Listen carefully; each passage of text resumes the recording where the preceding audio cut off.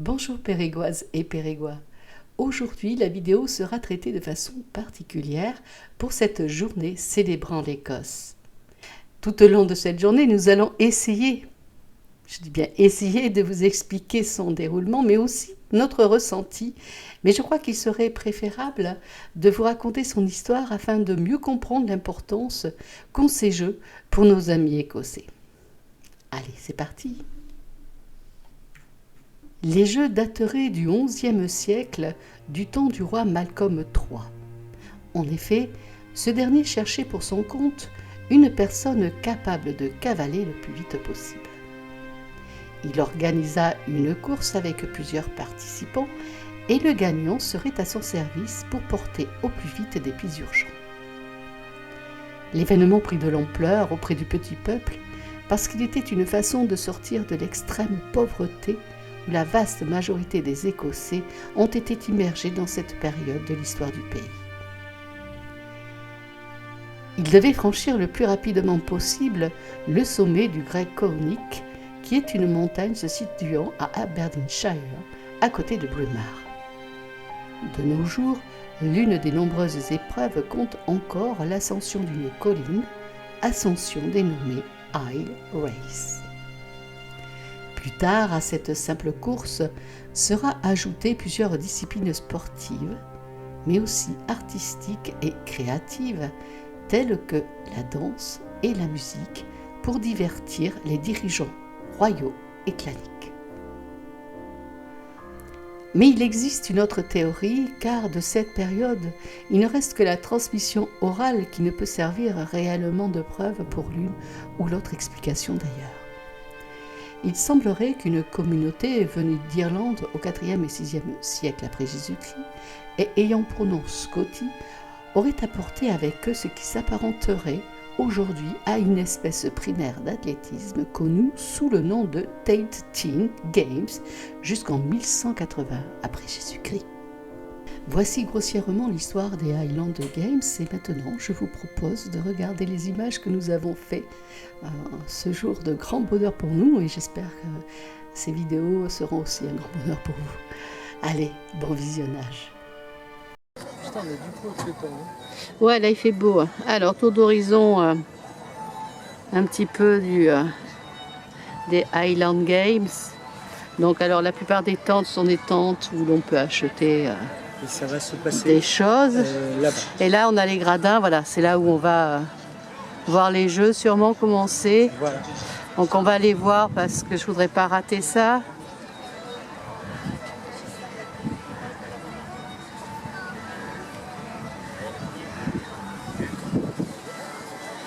Donc on a de la nourriture tout autour aussi, enfin bref, il y a ce qu'il faut.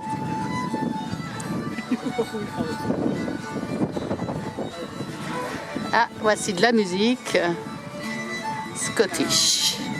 Allons voir ça.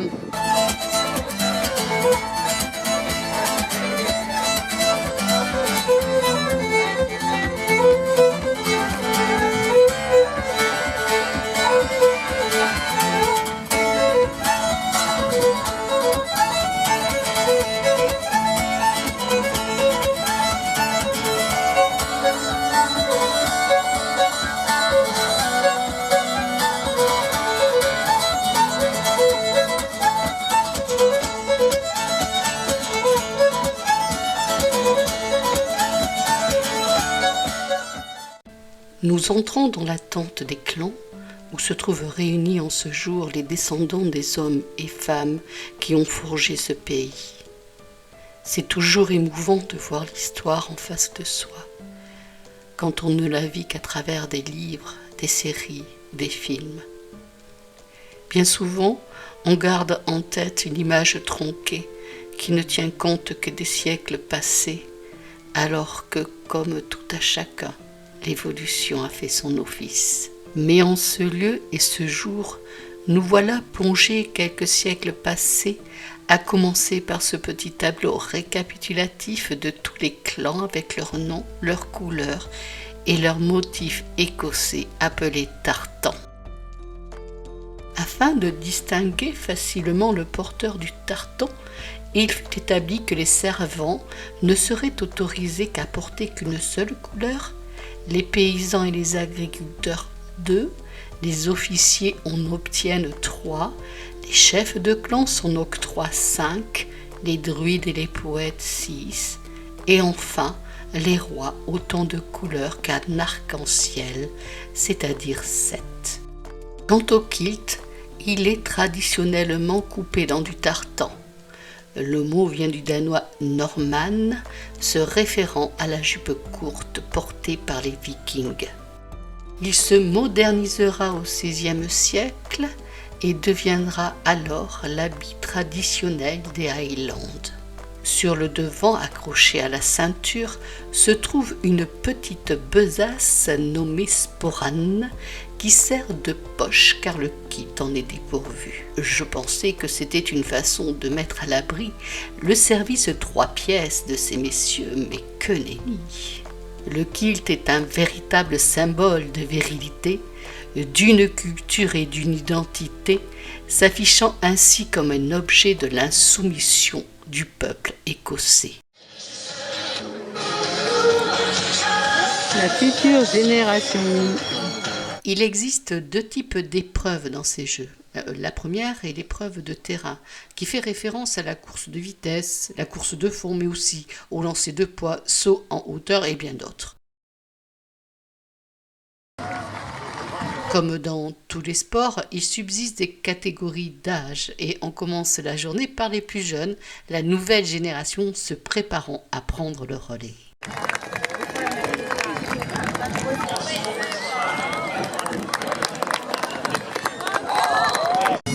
De temps en temps, viendront sur la pelouse des fanfares locales dotées de cornemuses et tambours pour le plus grand bonheur des spectateurs.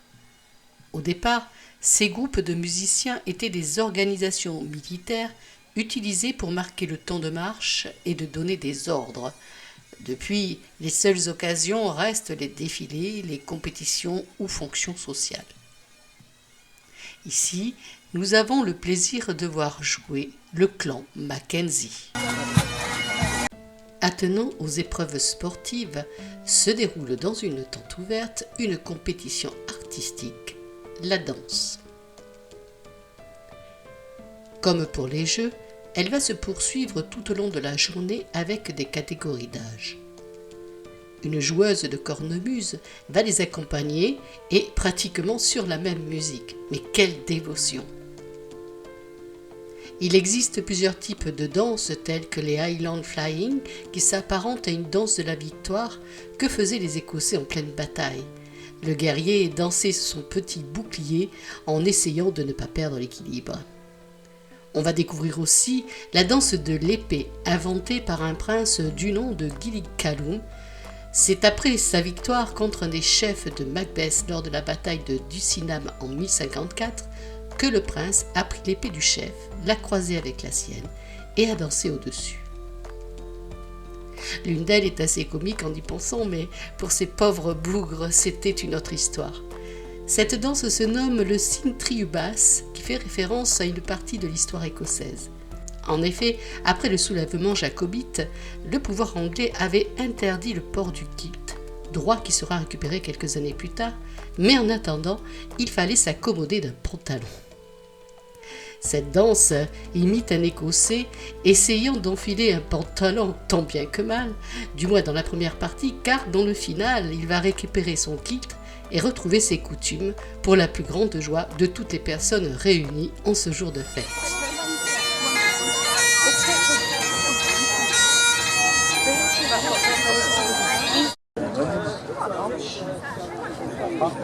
Après les épreuves de terrain comme la course, nous voici plongés dans le dur de la compétition, dans la profondeur abyssale de la testostérone, quoique vous verrez que la progestérone sera aussi au rendez-vous.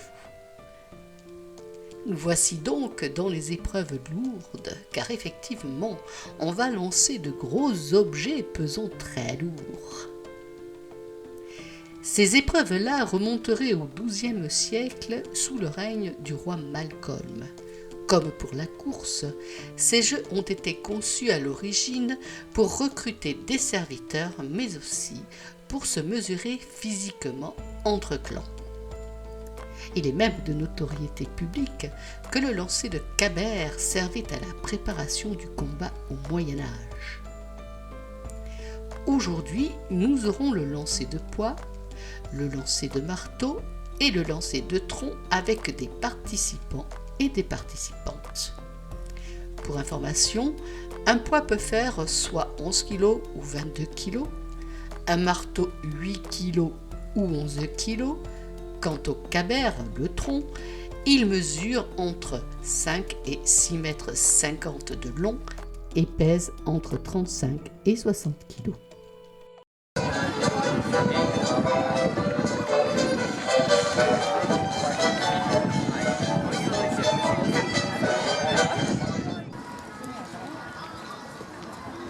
Oh, easy does it.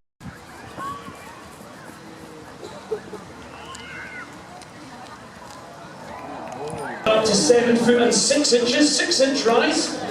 Megan, first attempt.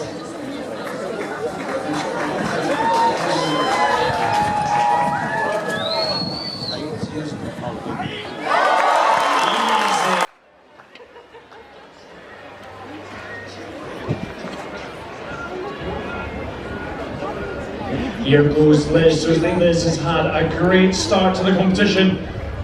First attempt. Well done, Liz.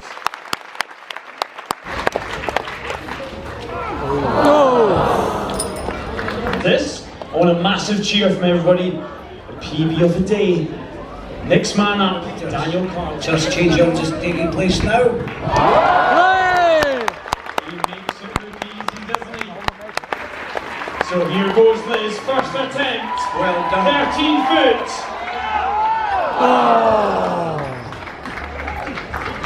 Come on, Liz.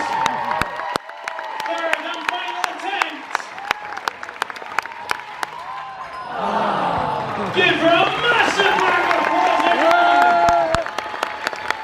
Tina Barry, enjoy yourself.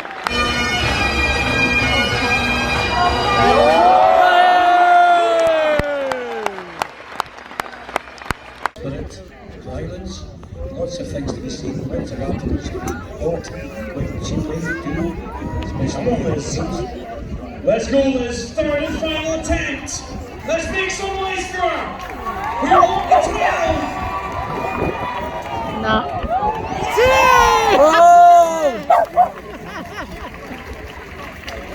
She's going for a run.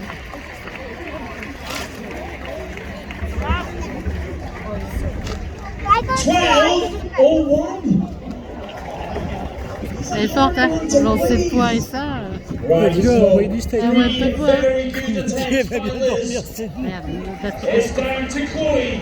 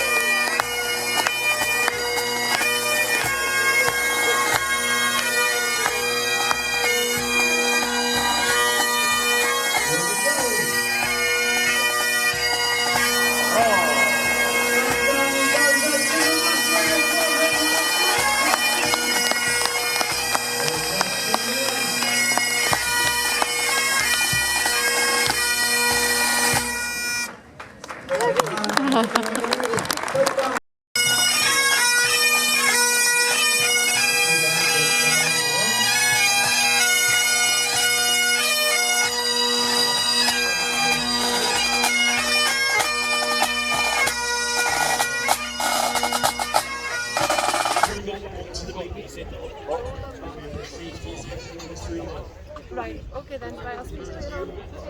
I won't be long, 10 minutes.